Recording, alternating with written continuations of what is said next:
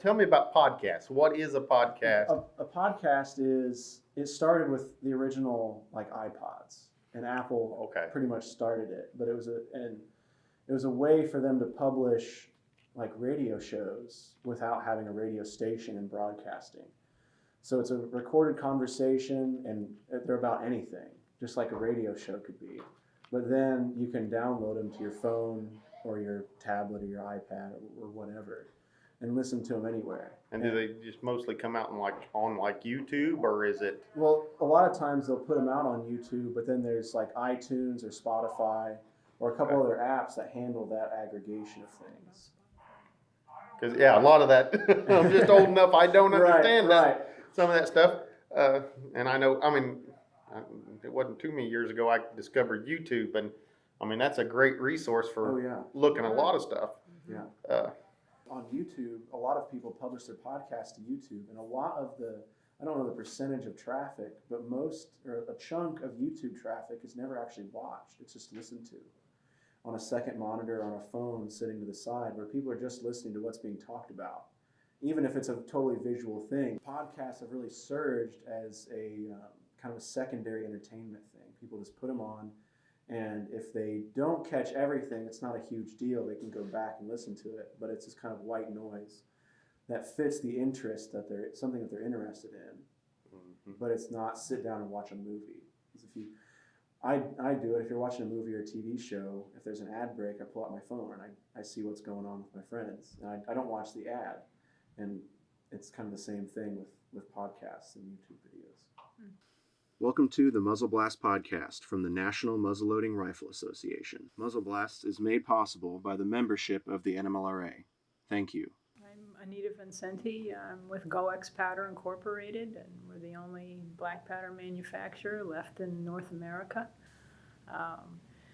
My job title is logistics manager, but I do a great deal of sales, which I love because I have the opportunity to pick up the phone and talk to this gentleman. And I'm here. This is my first trip. Typically, two gentlemen who did, I believe, compete as well. They would come from corporate and shoot, but I'm here to see where this is going and how we can help, really and truly. I came into the business in 1991, and I've seen a decline in our sales, and of course I think they parallel the decline in membership here and decline in dealers and so forth. But with all that seemingly negative, there's certainly enough. We were just discussing. There are enough tools. There's enough knowledge. There's enough drive to, I think, bring it back and make it better. My philosophy for work and life is the old golf adage, make it better than you found it. Jim? My name is Jim Christie. I'm the owner of Deer Creek Products. I started coming down here in the 90s when I worked for Erwin Fagel at Deer Creek Products. He started coming down here in the 70s. And I've always seen it from a vendor side of things. Never really shot back down here much, but it's just really a neat place steeped in history. And the people down here are some of the nicest people in the world. And it's one of them things that is being lost. It's a lost art and a lost hobby that needs to be brought back. So even as things have declined and they're not what they once was, we want to continue to help the sport come back around, And the art of black powder shooting. I know I mentioned yesterday I would certainly forget a step. It's just, there's so much about it that is impressive. Even on the manufacturing side, what really drew me into this was, my nono, my grandfather, my paternal grandfather. he was a coal miner. And I remember visiting my Nona and Nono, and you could go out on their front porch and hear at least 6 different languages. And, they didn't always get along. They didn't necessarily really, like one another, but they respected one another. And because they had to, they worked in the mines together, and their lives depended on the guy next to them. And black powder was tied into the, among other industries, was tied into coal mining. And that always struck me that they were their brother's keeper. Mm-hmm. And that is a part of manufacturing black powder. It forces us to be better. Every day we live out those words, and we are a brother's keeper. So that drew me in, and the history also as well. That's my major. And that's awesome. So it drew me in and kept me in this business. And then you have the camaraderie. I just came over from using the facilities, if I may, and there was a lady who walked in, put her purse on the bench. What public venue can you do that? Yeah. And only at black powder events that I've been at can you do that. You can just walk away. There's a trust, there's a friendship, and a kinship that is like none other, and that's pretty special. And if somebody, heaven forbid, would pick up her purse, there would be 3 other people there to stop them. Yeah. I mean, here, once again, like you said, no place on earth does anybody watch out for each other as well as they do at a black powder event or a rendezvous. I mean, they really respect and try to take care of each other, even when sometimes they don't like each other. Right. Yeah. If you're shooting next to the guy next to you, and you could be tied, and you're still, razzing each other about it. Yeah. But it's all in good fun. Yes. Absolutely. Yes. And that's across our vendor base too, or our supplier base too, whether it be in the black powder, fireworks. Yeah, I know there hasn't been a time that I've been on the phone with Jim that he hasn't said, Anita, whatever I can do, just let me know. Just let me know how I can help. If you need any help, let me know. Every single phone call, and we've had those many. Yeah. Every single phone call, he has said that.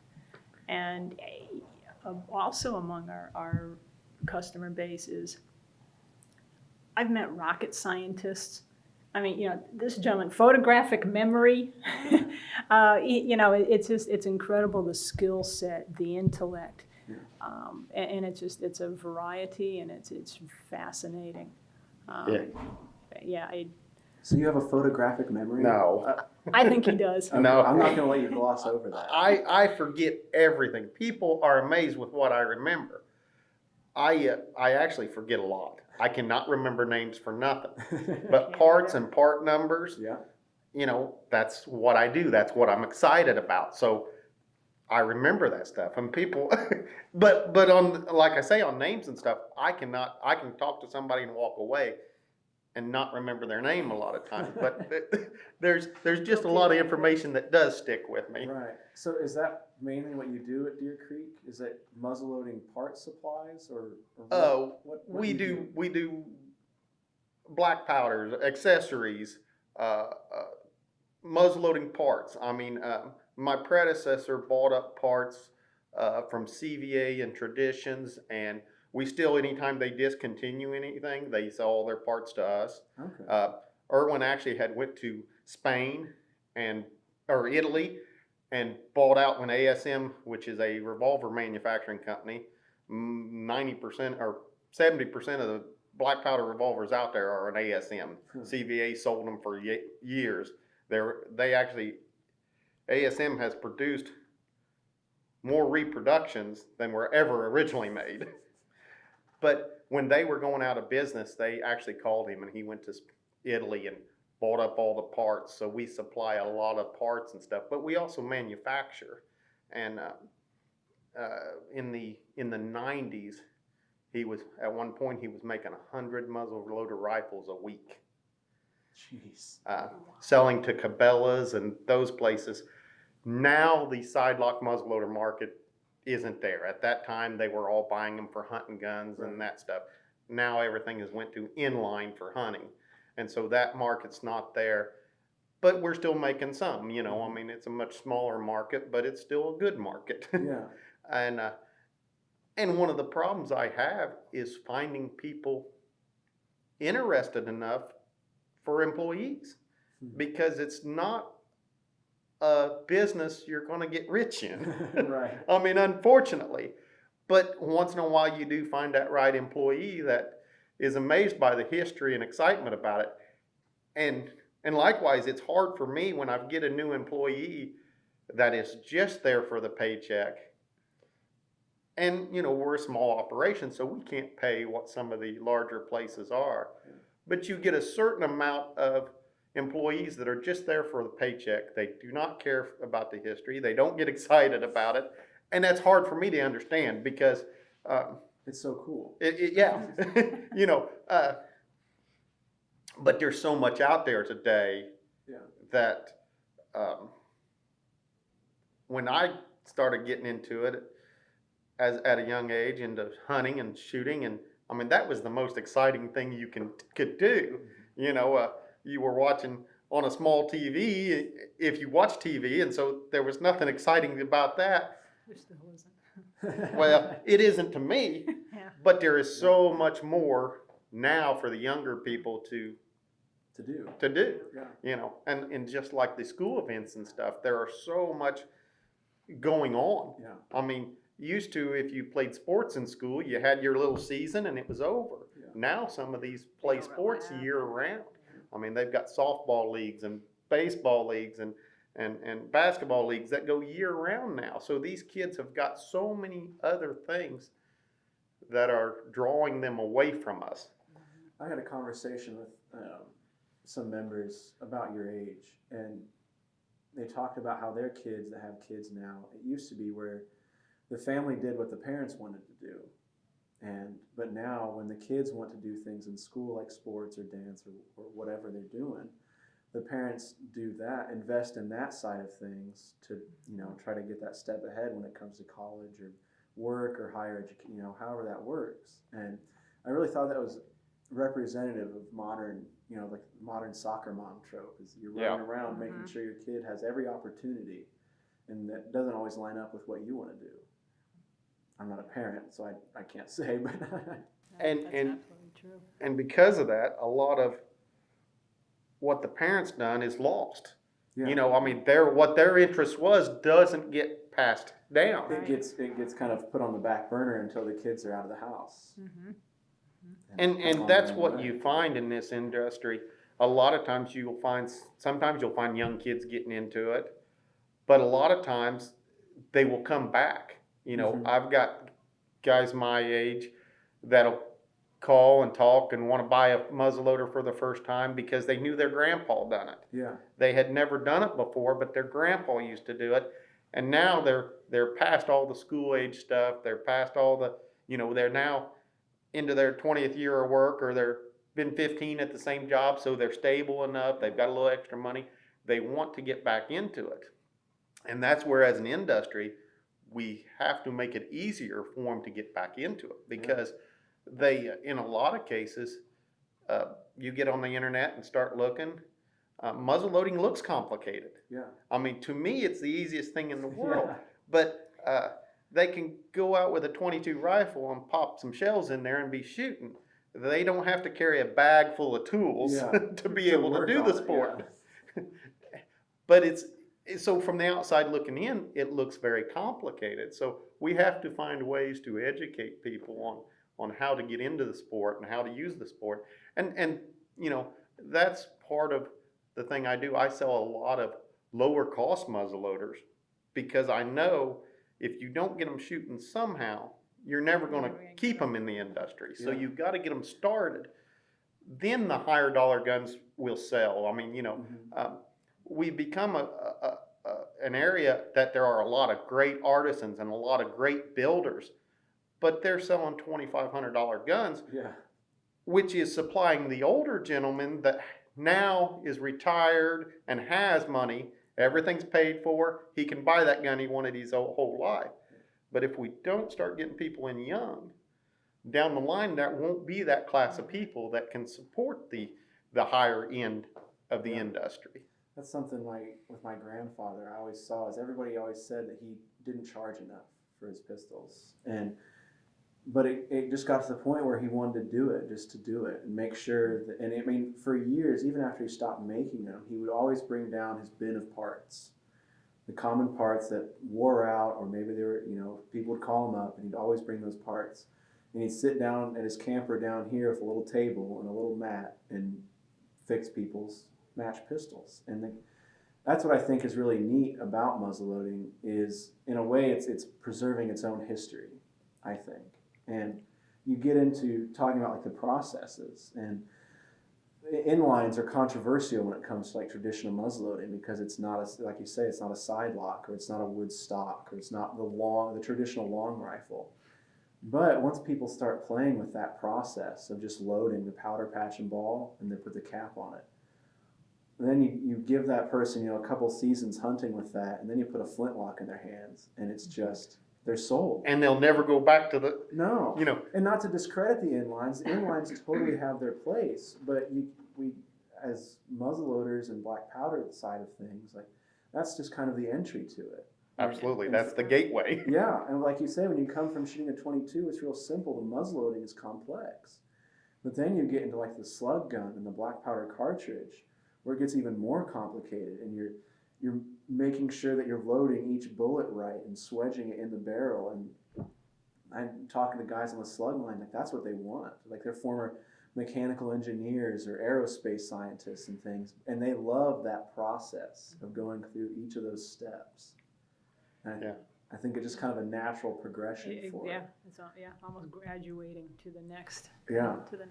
Yeah. You start shooting 25-yard targets or 25-yard silhouettes, and then you see the guys plinking at 500 yards with bullet guns. You're like, ooh, that looks like fun. That's your engine.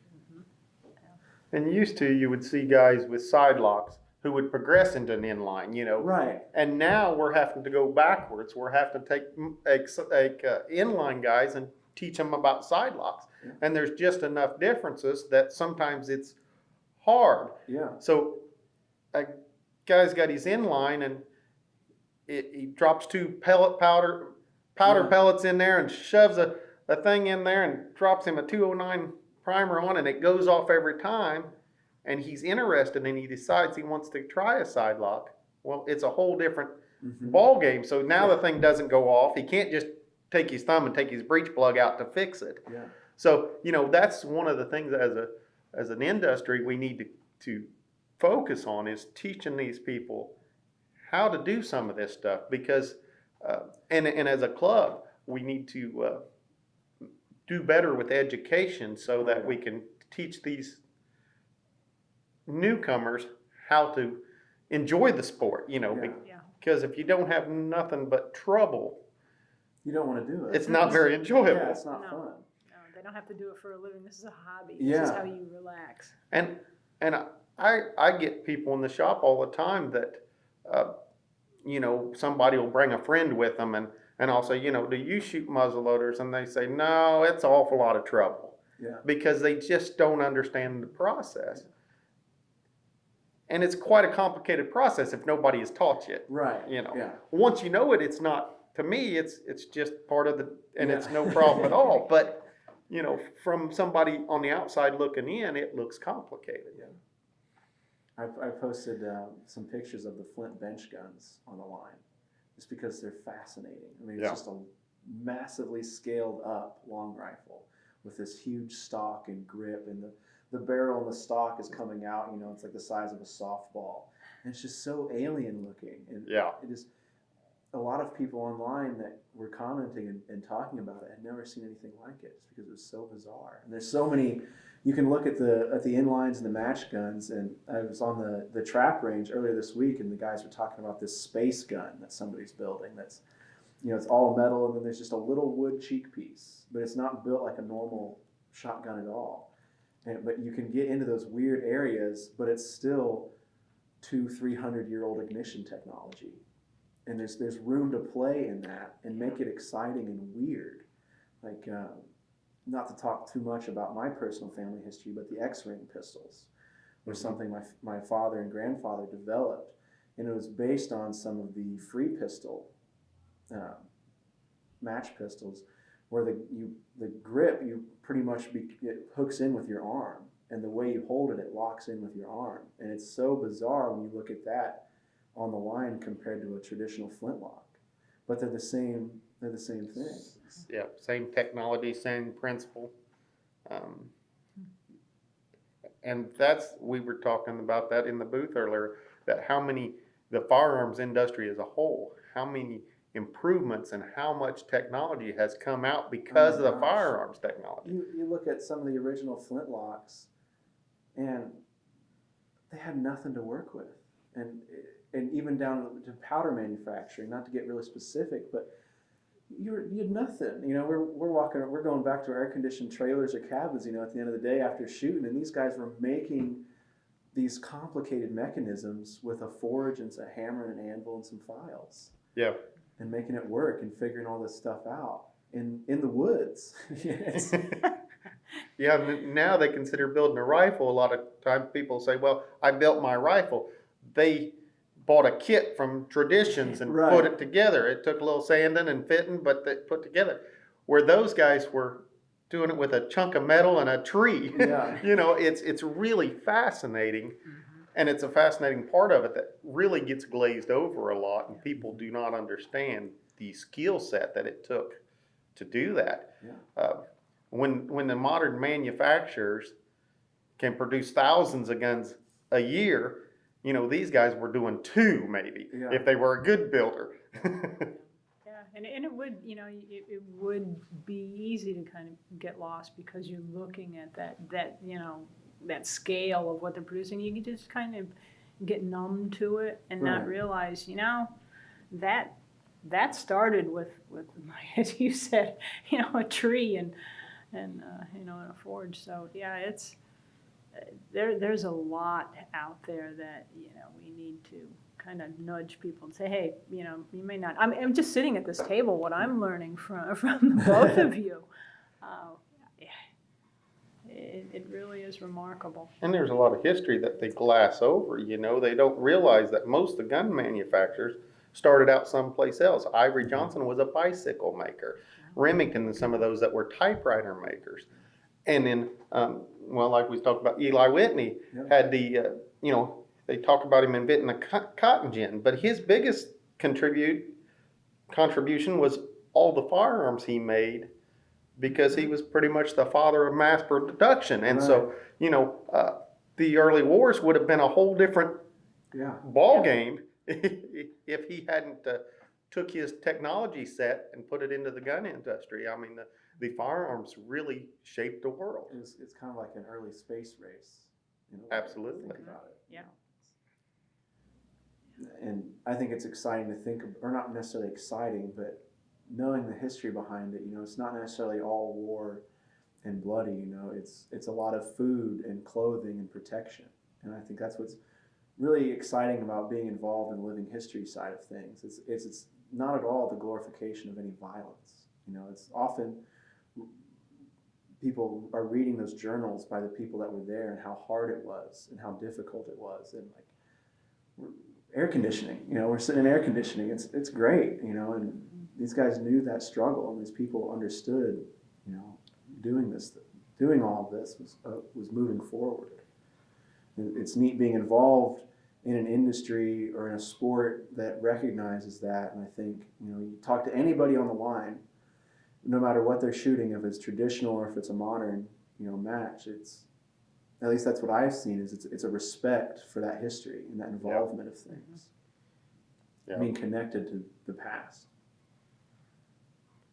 Got a little heavy there. No, you're fine. And that's it. It's the firearms is what was a preservation of life. Not now people look at it and even the modern media and stuff, they demonize it. They talk about how many deaths and stuff. But in the early years, that's what preserved life. That's That's you what got depended you on that food. for your food. Yeah. Even in the Great Depression, I mean, that's a big thing in muzzleloading. Muzzleloading became huge during the Depression, like meat shoots and food shoots, where the prizes were food. People would come in and contribute these things because it was something that was affordable and simple that they could do with next to nothing. One of my grandfathers talked about his father made their first ramrod out of a golf club with a piece of glass, scraping it down, because that's what they could do. I mean, you were approaching modern firearms production during that time, but your common person couldn't really afford it. And at that time, a lot of those older firearms were still around, and you were still able to hunt and feed your family with them. I mean, that's just 2 or 3 generations back, where these were sustaining life. You couldn't just go to the internet and push a button and have it there the next day. Right. You had to find a way to make it. Yeah. And that's what pushed so much innovation in things,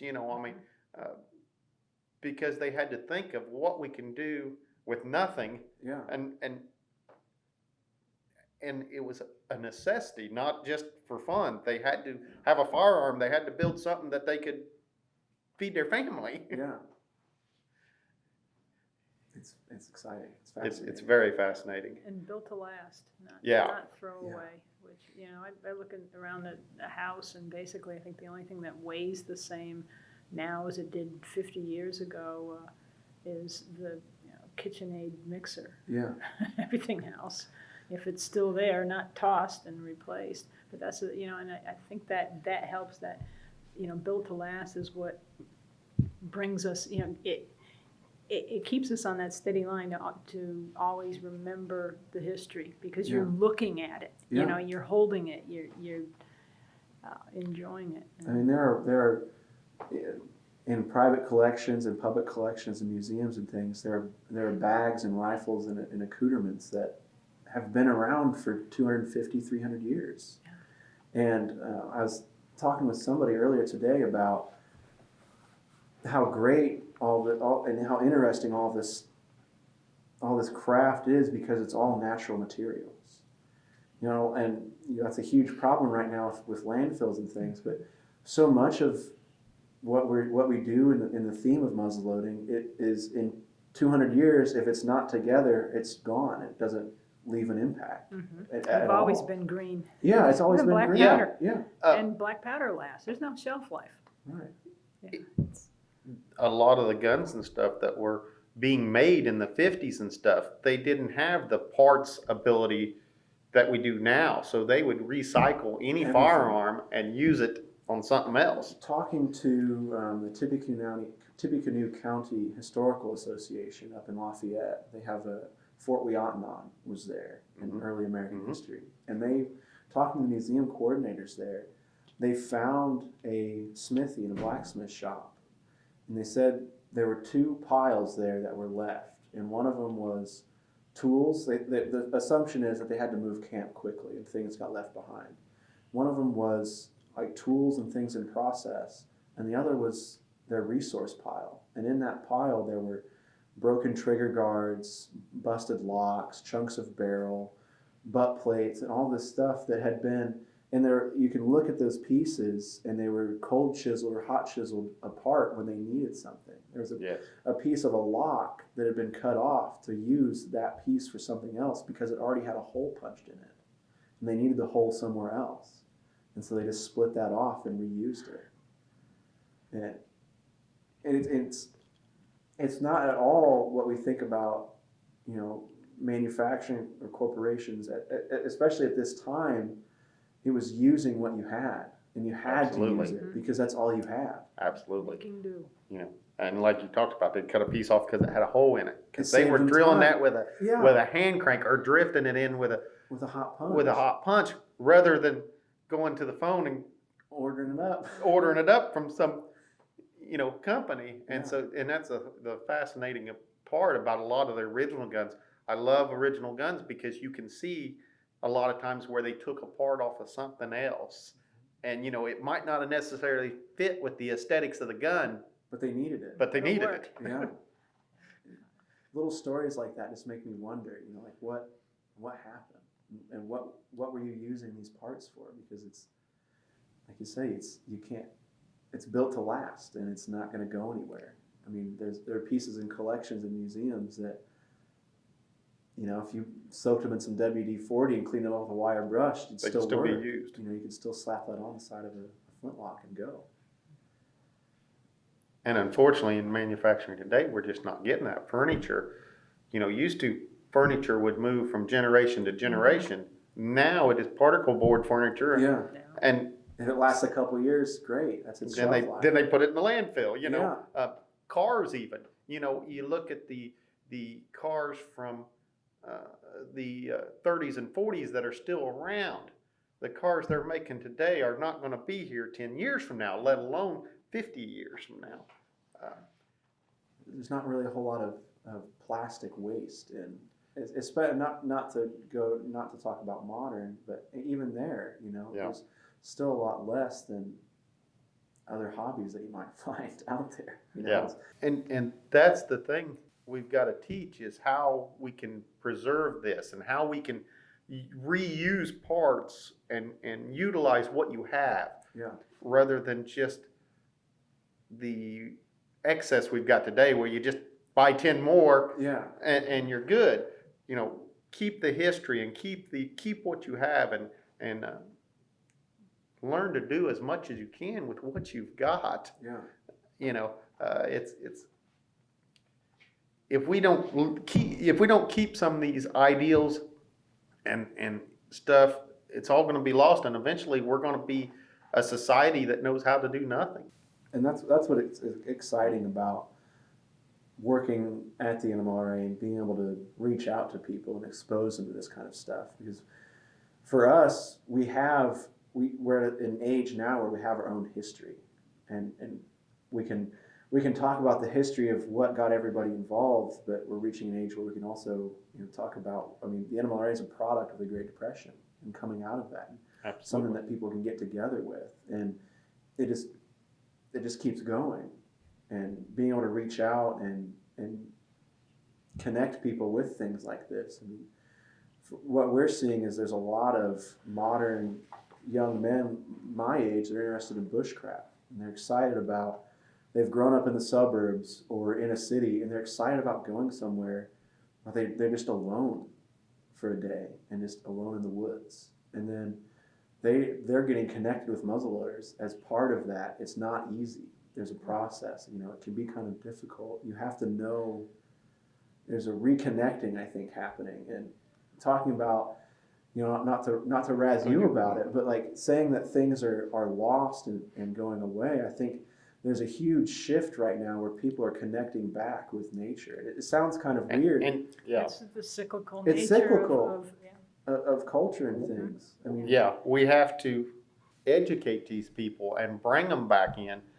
welcome. And we don't realize we, as older middle-aged people, we do not understand how much of that bushcraft and stuff is out there, because a lot of that society is online. But you know, I have talked to some other manufacturers and stuff, and Cash Manufacturing, Scott's making some stuff, some little trekkers lanterns and stuff, because he says, you know, there are other industries, you know, the tracking side of things that I can make some stuff for, but never thought of before, because you know, a lot of their thoughts and their stuff, the things they want to do is real close to what we do.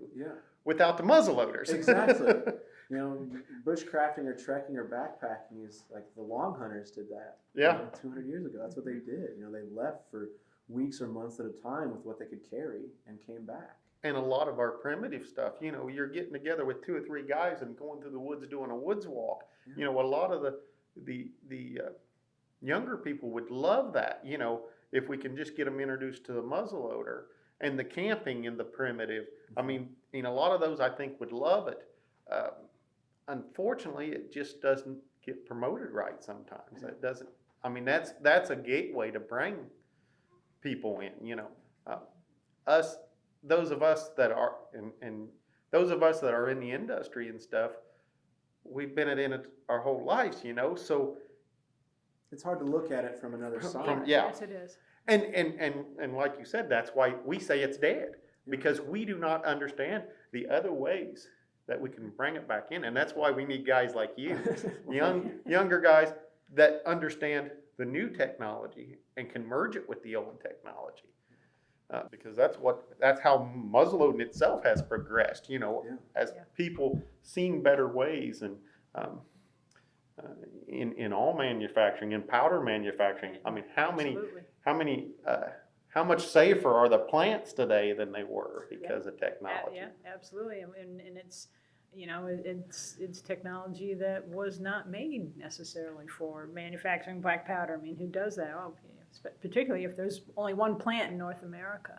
So yeah, it's just seeing, hey, we could, put a screw here and, and flip that around and use that in our industry. To me, it's who we are, really. I mean, we're just a bunch of tinkers, and to be able to help continue that, and and knowing that there is that the cycle has come back around, that there's a rebirth, and I can understand that. I didn't realize it, but now hearing, I can understand it, because there's so much stimulation from, literally, I see children who are in grocery stores, crowded grocery stores, and they're an infant.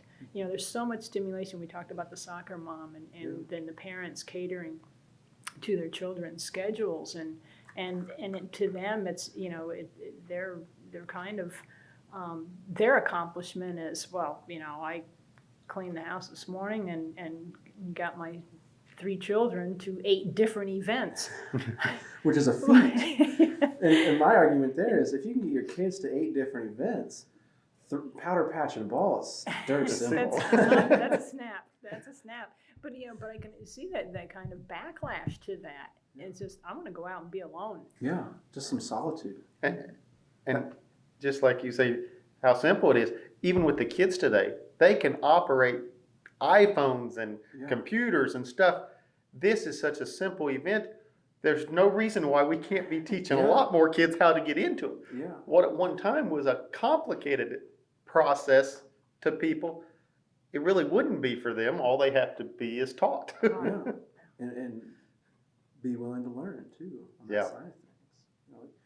It's funny, whenever I work on my own car, just I'm cheap, and I drive an old car, and so whenever something goes out, the first place I go is, how do I fix this? To YouTube, and there's somebody there with a camera going through how to fix that part or what part I need. And it's the same thing with everything. I don't care if it's your KitchenAid mixer. It's a video on. And that's something that stuff I've just started utilizing, just learned I could do, because working on one of my vehicles that I didn't have the old Chilton's manual for, so I'm going around trying to find a Chilton's manual, somebody who's got one, and they said, look on YouTube.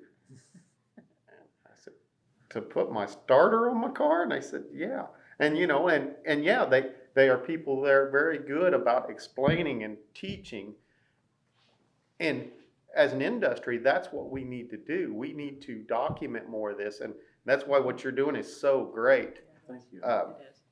I had some clubs, Columbus Muzzleloading Club over in Columbus, Ohio. They called me, and they buy a lot of powder off of me and stuff. And they asked me, was telling about their website, and they said, what would you put on the website to make it better? I said, show people how to shoot, show people how to load, because I get calls constantly wanting to know how to shoot a muzzleloader. Yeah. Well, that's a big conversation, right? And not really, from a safety point of view, not really one you want to have over the phone. But if they can watch somebody load it, then they can learn the process and do it right. And so, we've got an opportunity to not only expose more people to it, but also make it safer than it once was. Yeah. Because, and I know when we were building a lot of muzzleloaders through the 90s, most of the accidents in the firearms industry happens in the muzzleloader field. It's so hands-on. It's so hands-on, and so it's so easy if you're not taught right to do something wrong. And that's intimidating. Yeah. Because you know that you're working with the black powder. I mean, you're handling that. It's right there, and you know how dangerous that can be. And without that introduction to it, I mean, I think that's why modern. I can't say I've ever shot a modern powder, with a modern inline, but that sounds so much simpler than dealing with calculating your grains out and making sure you know your static-free workspace as you're loading and tinkering with things. Because when it comes to especially traditional muzzleloaders, everything's right there to tinker with. You know, you can get in there and adjust your trigger and adjust your hammer and tinker with all that stuff, and it gets real complicated. And you listen to people talking about how many grains to put in, what kind of powder to use, and what weight ball and what size, and it's a lot like working on cars, I think. And I think that crossover there is really interesting. Now you just bring that up. Yeah, and so many of the people, just like cars, they now take it to a mechanic. They don't do it themselves. And inlines are kind of that way. They just drop two. They don't know how many grains they're shooting. They shoot 2 pellets. Right. They do not know how much powder they do. They have no idea. They drop 2 pellets and shove a You're good to go. projectile on top of it, and they're good to go. And that's all they understand. And so, yeah, it's very intimidating for them to go backwards. But I think the calmness is something I really enjoy about muzzleloaders. I mean, we can go down the line, and on a busy day, I mean, it's just constant. But when you're up there, from the competitor side of things, there's a certain peace to it because you're doing this little process each time. There's a rhythm. Yes. And you're in your own head, and you know you have to do. And to me, that's part of like the challenge and the intrigue is I have to do these steps, and then I have to get on the line, and I have to play against my own head to make this shot come out. And you can feel that as just watching it. Yeah. You can and you're right. There is a calm there. Yeah. and even though you've got a live explosive going off 2 feet from you, there is, right? Yeah, you do not notice it. I watch people come in and somebody fires on the line and they jump, and I say, "Yep, they've never shot a muzzleloader," Right. because to them all that booming is intimidating and scary. Right. But like you say, once you get on that line, it's just a peaceful process. Yeah, because they're very deliberate and it really is calming because and I'm just now realizing why I keep going back up. I'm interested otherwise, but yes, there's that other that's been drawing me back over there. And I was talking about the lady at the shooting trap the other day. It was just watching her. She did the same thing. She even entered the walkway the same way, and that last piece that she would do, she would take her fingers in the same place on the back of her bottom of her t-shirt, wipe her fingers, and then she was ready to go. And I was just getting caught up, and before I knew it, I think it was after 4, I was over there for an hour and a half just watching. And it is that just that very deliberate, soft process. It's almost it's almost musical, I think, in a way, and then it leads to that crescendo of the shot going off. Yes. And then you got to start all the way back over. Yeah, that's a great analogy. Yeah. That's exactly what it is, like bolero. I was filming one of the traditional muzzleloading shotgun matches on the trap range a couple of days ago, and I grew up on the pistol and the bench lines, the rifle and pistol side, and the rifle shooters joke with pistol shooters about where we put our hands. Because almost every pistol shooter on that line has a different place they lock their offhand if they're shooting with one. But I was going through and I was watching. It was a traditional shotgun ag, where it was all old percussion shotguns, and it was a 50 bird ag. And just sitting there and filming for the 15 minutes that I was there filming it, and just seeing them go back and forth and up to the line, and it was fascinating because you have, on the normal line, punching paper, it's one dance, and then you go on the trap and skeet or quail or sporting clays, and it's another, because there's this whole other element, and there's that you hit this beat where it's the pull, and then it's calm, and then it's, and then then you hit the boom, and it's just I'm getting goosebumps just thinking Yeah. about it and watching it. And last night was the Calcutta match. And it's a 20 bird ag, and it's 2 birds each time, so it's all double barrels. And then that is just its own beast, and it was remarkable watching. And a couple of guys said, hey, you know, please don't get too close. This is a hard head game to play.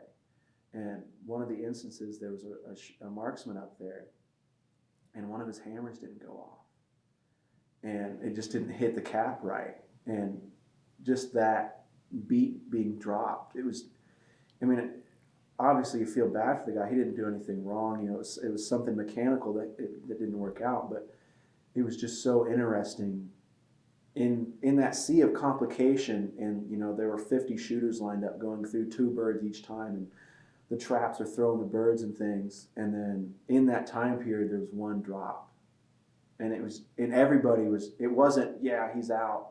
You know, it's a really, you needed to hit everything you can. But none of it was cheering that he was out. It was, you know, hey, it's okay. Yeah. And that's what's I really love about muzzleloading and all the disciplines we have here is it's competition, and there are guys here and ladies too that are really gunning and really shooting, but it's not cutthroat. It's not cutthroat. And so much of it, and getting in on the competitive side, it's you and that target. It's not the guy next to you. And likewise, if somebody has a problem with a gun, rather than saying, good, he's having problems, they're all coming over to help. You know, what can you need a nipple wrench, you need, you know, what do you need? And are all willing to be right there to help him, to get him back up, to maybe beat him. Yeah. Witness that. Who else is going to help their competition beat them? But that's the camaraderie that is Yeah. around this kind of industry. And that's what's so attractive. Yeah, I've witnessed that this week. You know, on nearly every line. I mean, I'm very biased, but it's really special, and it gets me real excited. Now I'm bugging my father because we've got a shop at home. Like, okay, you know, after doing all this, I'm like, man, I want to come back in June and I want to have a flintlock, you know, my own. You know, I want to build one. We've got the parts and everything. Let's do it. Let's get just to take that next step in the process and become more connected to it. And I can stand out there by the road and watch people walk from one flea market to the other, and I think, boy, if they just only could know what happens in here and what this sport is about, the camaraderie and excitement, they wouldn't just walk by. Right. And if we can find a way to convey that to these people, our sport would grow by leaps and bounds if they just only understood. I think we talked about it some yesterday that the political climate isn't necessarily in favor of what we're doing here. Not at all.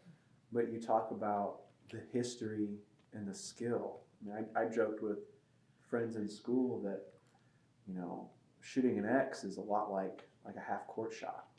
You know, if it's basketball. I mean, it's the same kind of skill. I mean, you have a team in sports ball, whatever sport it is, you know, but when it comes down to it, a lot of it is you and that piece, and whether it's a ball or if it's a pistol or if it's a rifle, it's that skill and that discipline.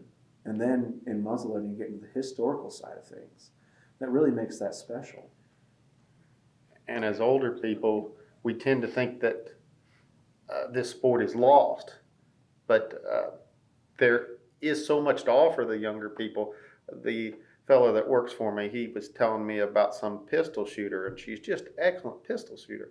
Said she came from the gaming end of it. Yeah. She was doing it on the gaming end of it. And somebody said, well, why don't you try shooting a real pistol? And she's one of the best there is now, because the methodical part of it and everything excited her. The control she could have over that. You know, not that she couldn't on the video game, but you've got so much. It's the real deal. It's Yeah. tactile. Yes.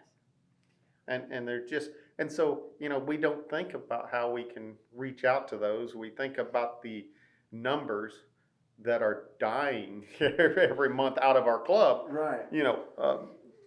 And that's sad, don't get me wrong. But You got to look forward and respect, and that's what I think is so important, is to capture as much as we can.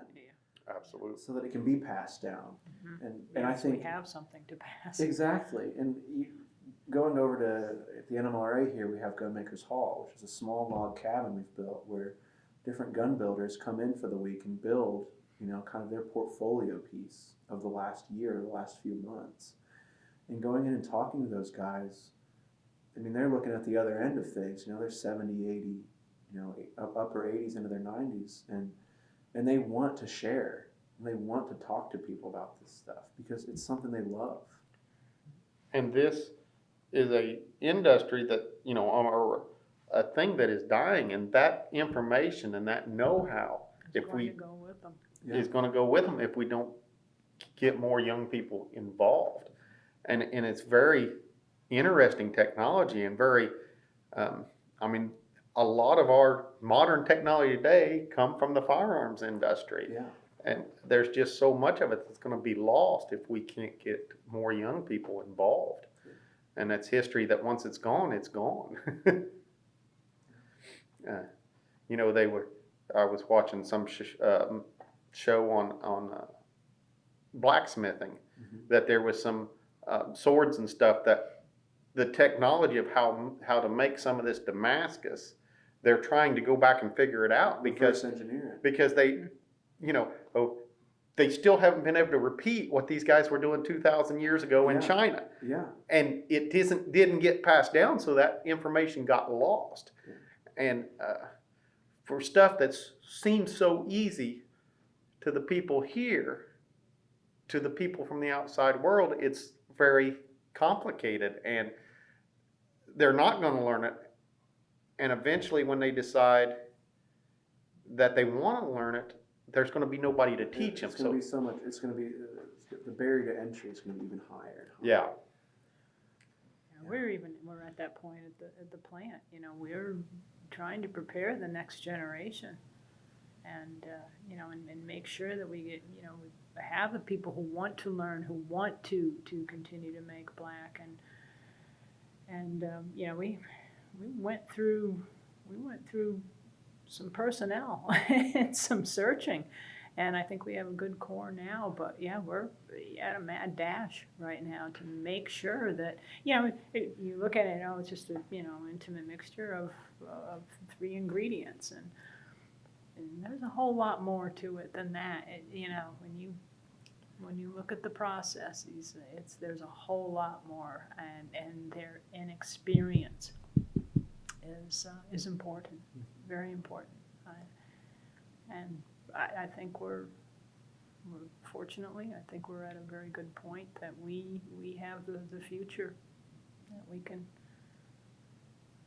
can teach and keep it going.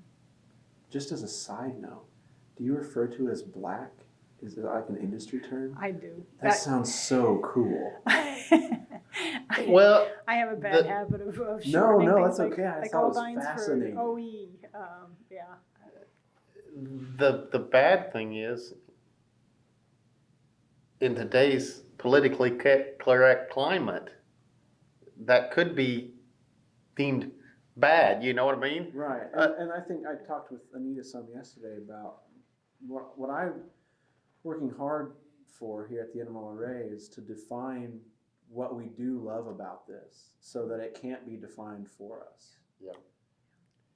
And because you can't look at some of the old guys on the line and say that they're evil people.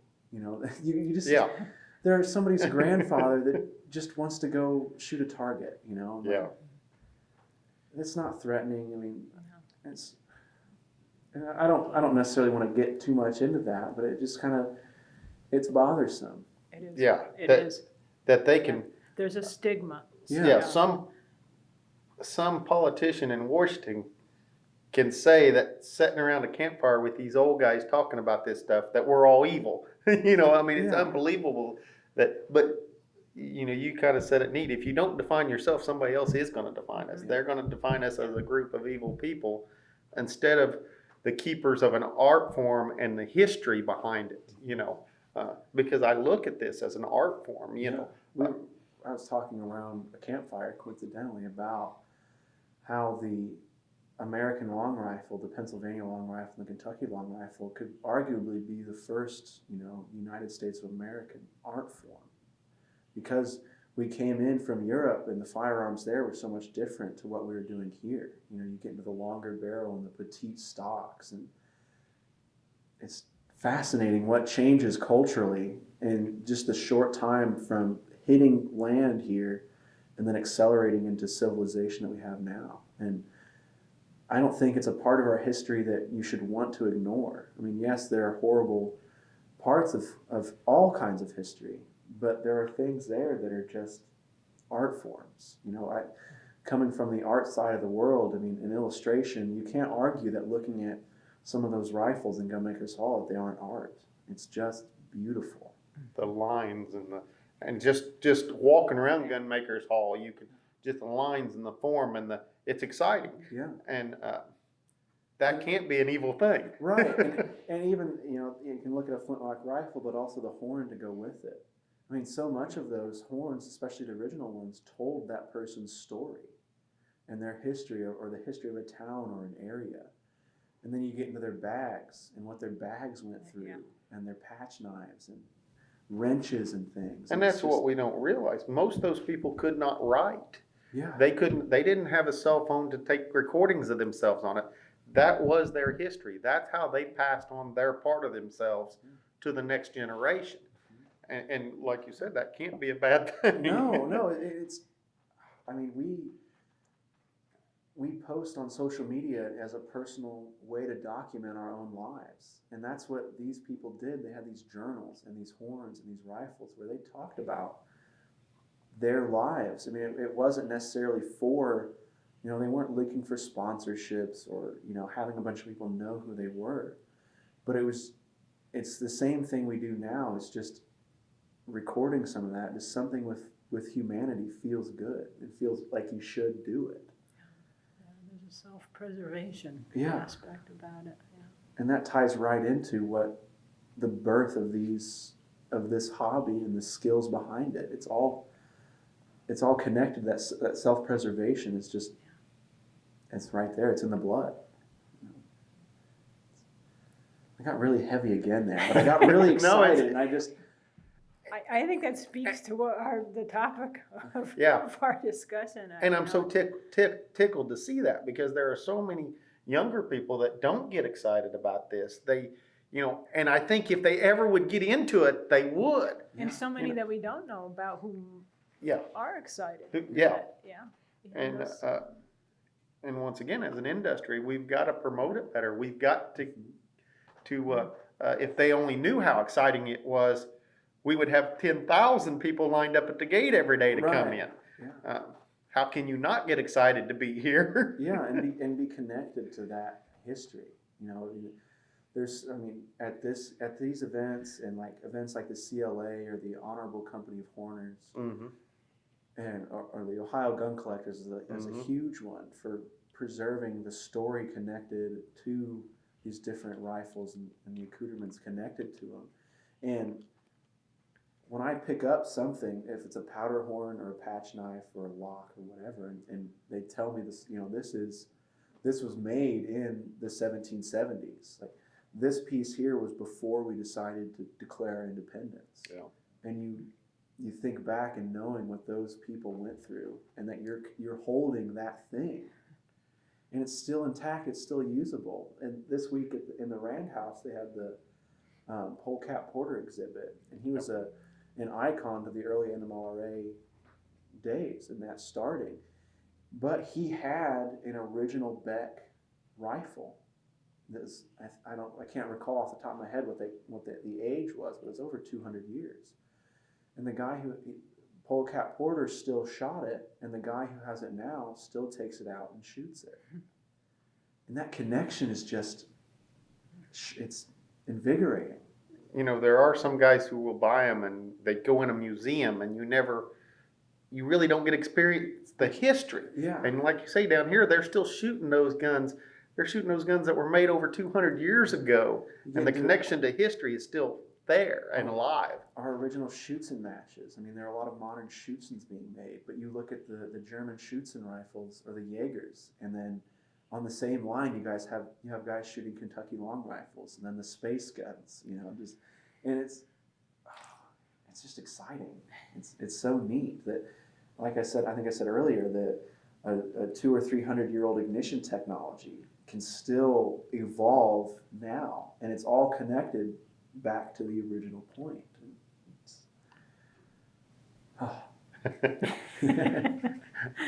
I'm glad to see a younger person that's this excited about it, and that gives me hope.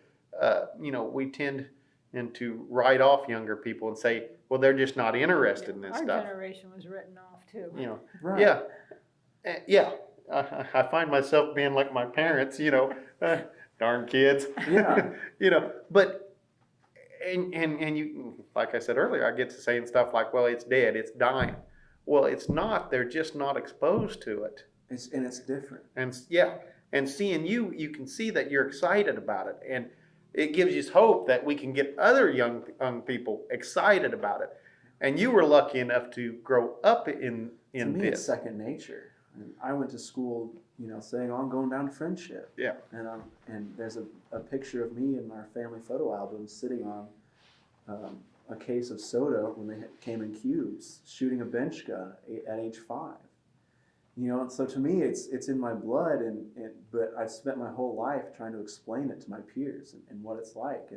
But I see what they're doing and how it connects to the things that I've grown up with and I've known, and that's part of why I like coming down here and now in an official capacity, being able to work with the people that have supported this organization, be it kind of auxiliary, just by making what we need, or by being here physically and supplying the parts and the things that we need. Is we can start to work to change the vernacular together, and work towards, even just as simple as, rather rudely correcting you, saying it's not dying, it's just changing. Yeah.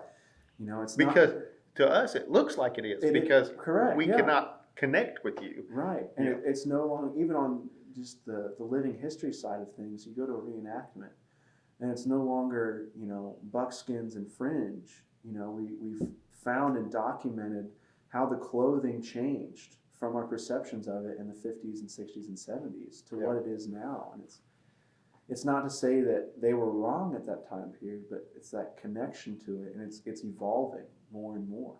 And I mean, a lot of people my age don't want to shoot targets all day. They want to shoot silhouettes and things that react, and like even shooting soda cans, and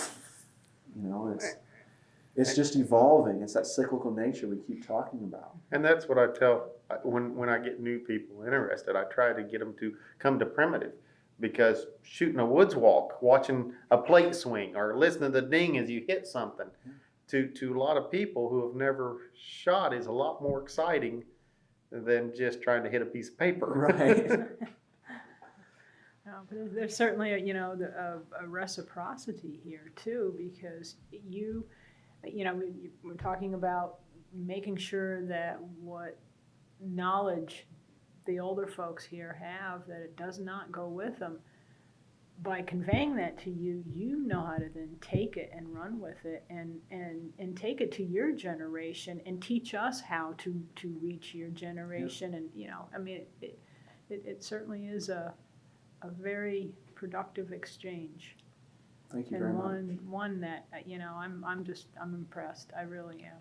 Thank you. We're really excited about it. And there's so much of the knowledge down here and stuff that we say are going to be, and I said, is going to be lost when this guy dies. Well, we've got the means. Yeah. I mean, the technology has got so good that you can preserve this history and take it into the next. Yeah. Yeah. They were joking on the woods walk this morning that I had a chinchilla in my pocket. But it's this little recorder that. And for us, it's easy to forget that we're being recorded here. Mm-hmm. And sometimes I said, well, he's explaining more than he needs to. I understand what he's talking about, but I understand you're doing it for the thing, because we are being recorded here, and we don't, as an older generation, we don't understand that it is that easy. All we have to do is preserve it. Yeah. I mean, let's get tapes of this and movies of this, and a lot of this on the line and stuff.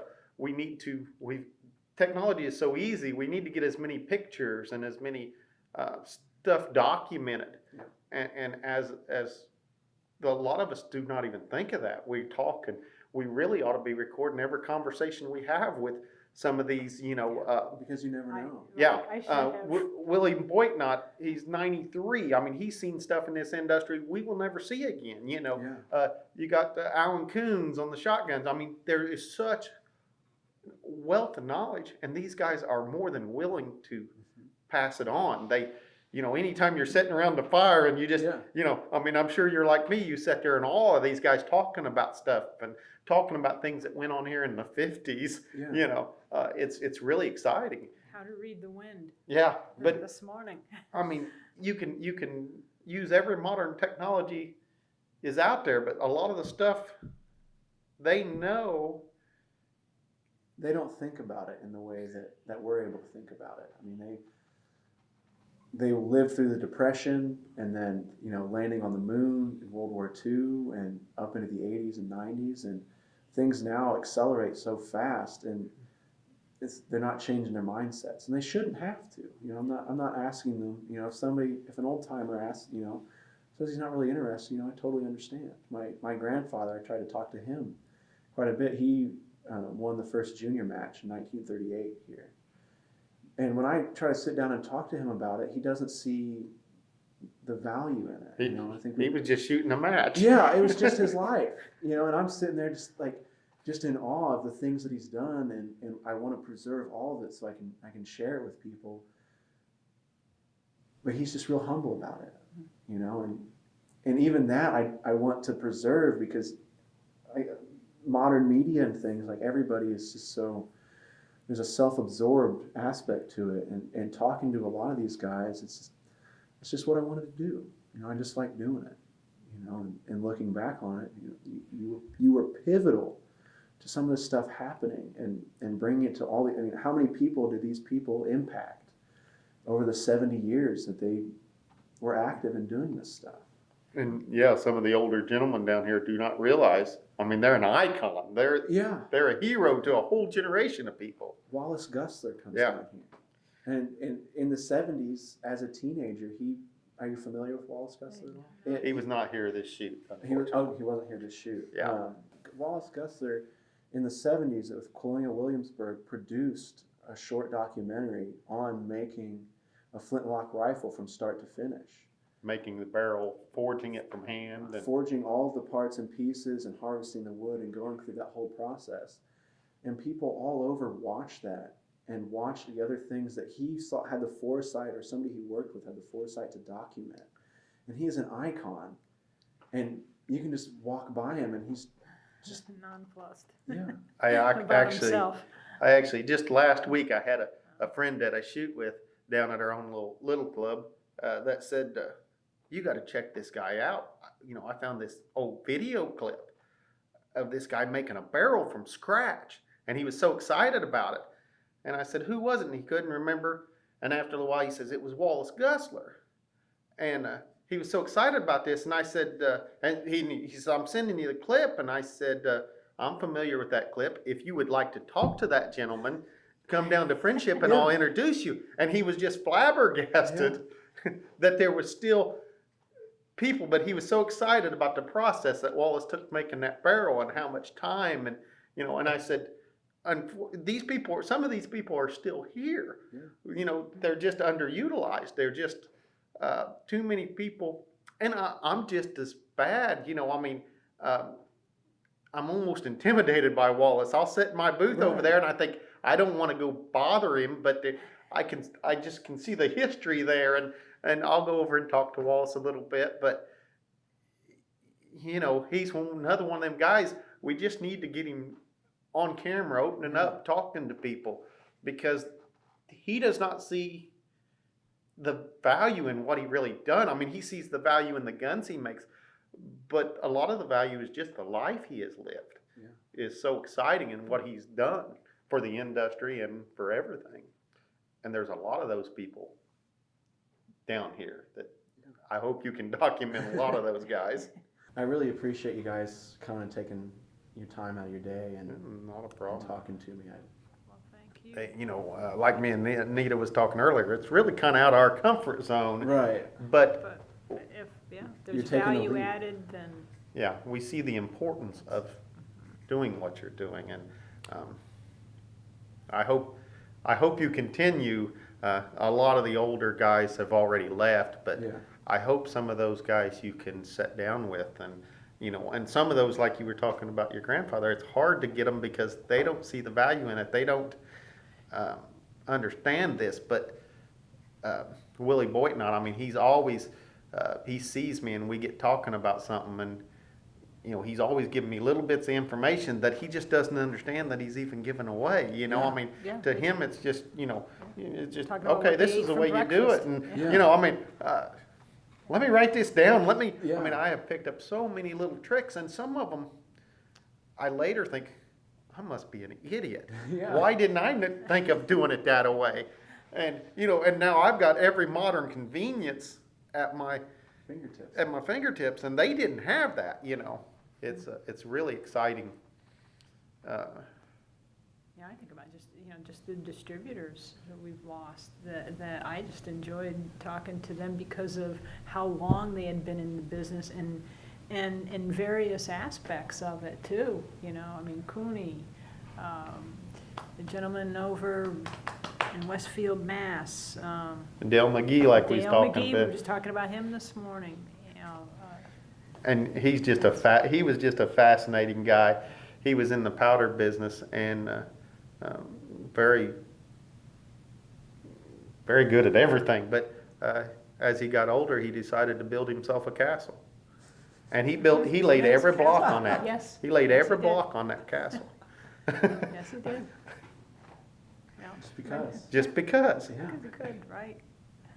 So I say, you know, you said you were cheap, that you work on your own car. No, you're capable. Right.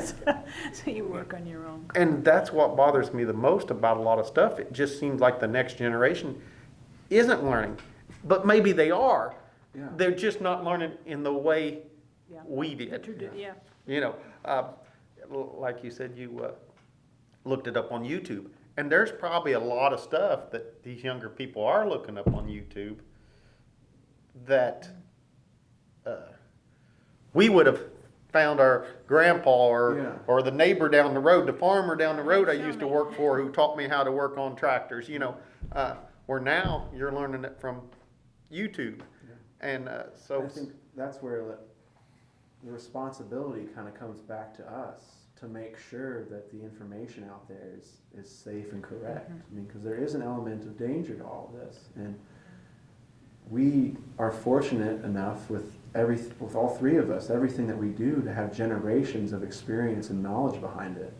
And I feel that putting it out there is the right thing to do, to make, not in a self-serving way, but to make sure that people know and understand so they can get a 90 or 100, 200 year head start on things and not make the same mistakes. over you.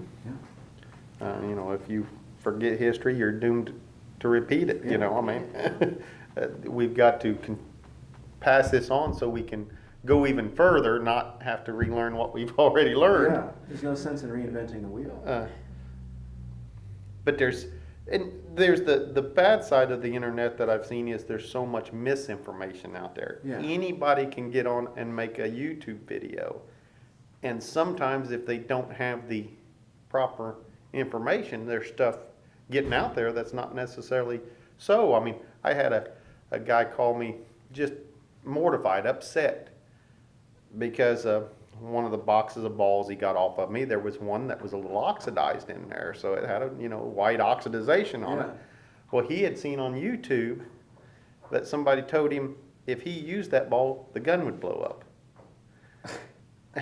And he was just afraid. I was trying to kill him. And it took me a long conversation to explain to this guy that there's nothing wrong with that. And you even find that misinformation in the forums too. Yeah. You know, there have been times I've thought, well, I have a question, so I'll go in and I can find, depending on how many different forums I go on or how far down the list I go, I can find at least 10 different, very different answers to that single question, so, Cut yeah. this wire, don't cut that Yeah. wire. Cut this wire, cut that wire. I had a guy that was calling me on a weekly basis. He'd call me and he'd ask me questions. You know, I mean, you got somebody call you, going to ask you about buying a gun. You know, and you know, does this muzzleloader tell me about this and that? And so you try to inform them because Yeah. you know, you're hoping to sell them a gun. Right. And this guy would call me every week for months. He'd done this, and he'd ask me all these questions. And I mean, he had all these documented questions he was asking me, and after a while, I finally said, well, you know, what are you shooting now? And he told me that he didn't shoot at all. He'd never shot a muzzleloader. What he was doing was asking me questions so he could talk on a forum as he knew it. Well, at the moment, I got mad, and I said, you know, I'm too busy. Don't call me again. But really, I should have been flattered, and I should have been happy that at least he was getting the right information out there instead of. But, you know, I mean, as a manufacturer, we get so busy, we don't think about that. You don't think about trying to pass on the right information. You think about, hey, if I don't get that done today, I can't ship it, I'm not going to get paid. Yeah. And unfortunately, we've lost some stuff just because money didn't dictate it. You know, I mean, if we didn't have the time to pass on the proper knowledge, you know. And now I actually kind of feel bad about running that guy off. But, you know, I mean, I was missing sales. I was doing this. But you don't think about how much of this information doesn't get pushed out there properly. And so that's why it's so important what you're doing here. It really is.